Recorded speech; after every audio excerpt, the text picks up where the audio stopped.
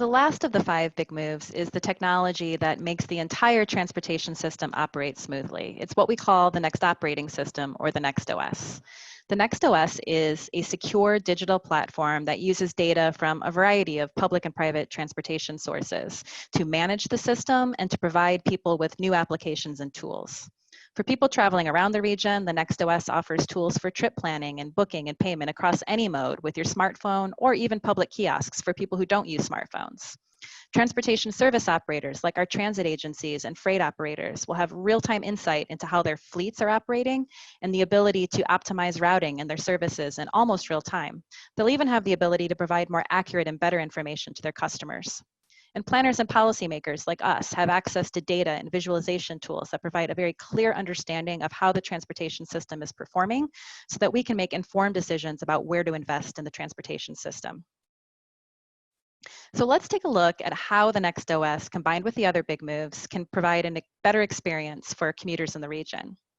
Meet Laura. Laura is a resident of Southeast San Diego, and she works at Sharp Hospital in Sereno Valley. Laura and her husband share a car, and her husband often needs the car for work. Today, Laura doesn't have very many viable commute options. Because she works as a medical assistant, her schedule varies, and sometimes she works late at night or really in the morning, and transit service isn't currently available during those hours. If she takes the car, though, her husband doesn't have a way to drop the kids off at school and get to his own job.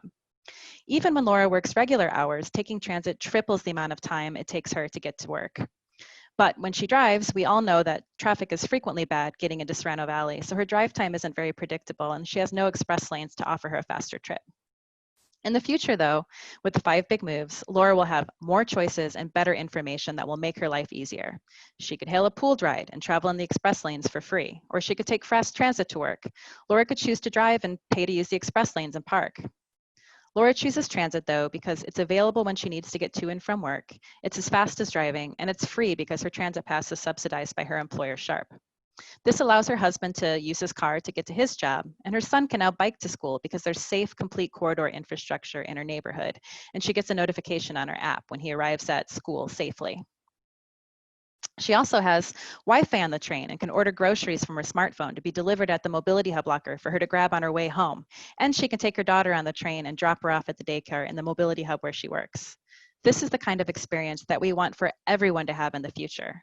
Transportation choices that make your life a little easier, that are affordable, accessible, and that get you where you need to go without any unnecessary delays.